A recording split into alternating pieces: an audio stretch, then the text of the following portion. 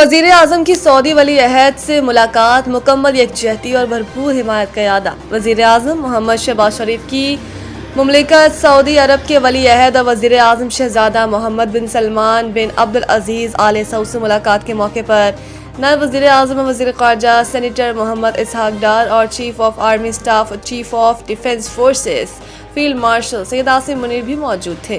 ملاقات کے آغاز میں وزیر اعظم محمد شہباز شریف نے خادم الحرمین الشریفین شاہ سلمان بن عبدالعزیز آل سعود کے لیے نیک تمناؤں کا اظہار کیا اور پاکستان کے لیے مملکت سعودی عرب کی طویل المدتی حمایت پر گہری ستائش کا اظہار کیا۔ وزیر اعظم نے ان ازمائشی حالات میں مملکت سعودی عرب کے ساتھ پاکستان کی مکمل یکجہتی اور بھرپور حمایت کا اعادہ کیا۔ دونوں رہنماؤں کے درمیان خطے میں حالیہ پیش رفت پر تفصیلی تبادلہ خیال ہوا اور اس بات پر اتفاق کیا گیا کہ خطے میں امن اور استحکام کے فروغ کے لیے مشترکہ طور پر کام جاری رکھا جائے گا۔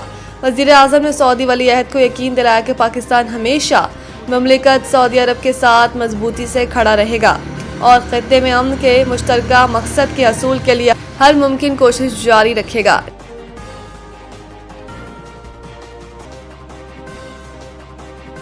ایران کے اسرائیل اور امریکہ کے اڈوں پر بمباری، عراق میں جنگجوؤں نے امریکی طیارہ مار گرایا۔ نئے سپریم لیڈر مجتبیٰ خامنئی کے بیان کے بعد ایران نے اسرائیل پر شدید بمباری کرتے ہوئے تل ابیب کے مرکز اور امریکی فوج کے اڈوں کو نشانہ بنایا، جس میں کم از کم 200 سے 19 زخمی ہو گئے۔ عراق میں امریکی جنگی طیارہ گرنے پر امریکہ کو بڑے نقصان کا سامنا کرنا پڑا۔ طیارے میں سوار تمام افراد ہلاک ہو گئے۔ غیر ملکی میڈیا کے مطابق ایرانی حملوں کے بعد اسرائیل کے بن گوریان ایئرپورٹ پر افراتفری مچ گئی۔ افراتفری کے دوران ایئرپورٹ پر موجود افراد نے کاؤنٹر پر کھڑے عملے سے ہاتھا پائی کی اور چیزیں پھینکی۔ جواب میں عملے نے بھی چیزیں پھینکنا شروع کر دی۔ سعودی وزارت دفاع کے ترجمان کے مطابق ڈرون وسطی اور مشرقی علاقوں، ریاض کے مغرب اور الخرج میں تباہ کیے گئے۔ سعودی حکام کے مطابق مختلف حملوں کی لہر میں اب تک مجموعی طور پر 22 ڈرون تباہ کیے جا چکے ہیں۔ اس سے قبل وزارت دفاع نے 14 ڈرون مار گرانے کی اطلاع دی تھی۔ ایران نے امریکہ کے طیارہ بردار ابراہیم لنکن پر بھی میزائلوں سے حملہ کر دیا۔ پاسداران انقلاب کا کہنا ہے کہ میزائل حملوں سے ایئرکرافٹ کیریئر ابراہیم لنکن کو نقصان پہنچا ہے۔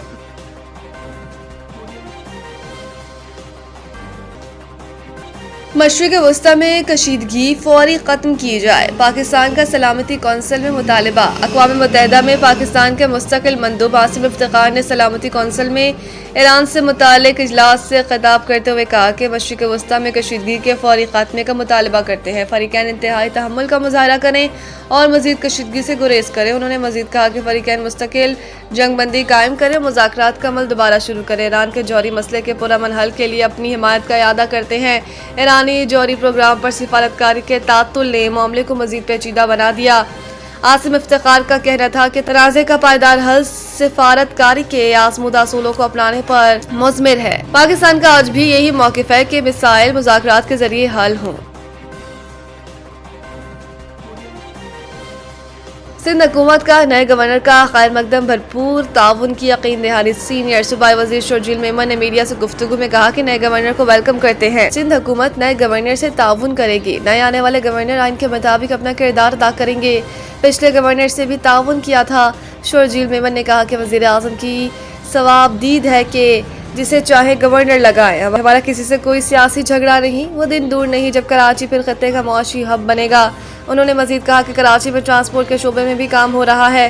کراچی میں اسٹریٹ کرائم کافی کم ہوئے۔ اس وقت سندھ میں ایک بھی مغوی نہیں، کچے میں ڈاکو مارے گئے یا انہوں نے سرنڈر کر دیا۔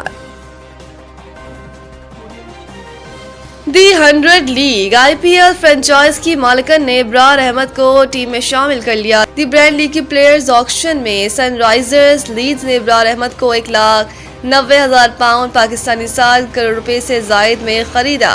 ابرار احمد اس ٹورنامنٹ میں کسی بھارتی ملکیت والی ٹیم کے ساتھ معاہدہ کرنے والے پہلے پاکستانی کھلاڑی بن گئے ہیں۔ نیلامی میں قبل یا قیاس سرایاں زیر گردش تھی کہ آئی پی ایل سے منسلک مالکان پاکستانی کھلاڑیوں کو منتخب نہیں کریں گے، تاہم ٹیم کے ہیڈ کوچ ڈینیل وچوری نے ان خدشات کو مسترد کرتے ہوئے کہا کہ ٹیم نے صرف کارکردگی اور ضرورت کو مد نظر رکھ کر کھلاڑیوں کا انتخاب کیا۔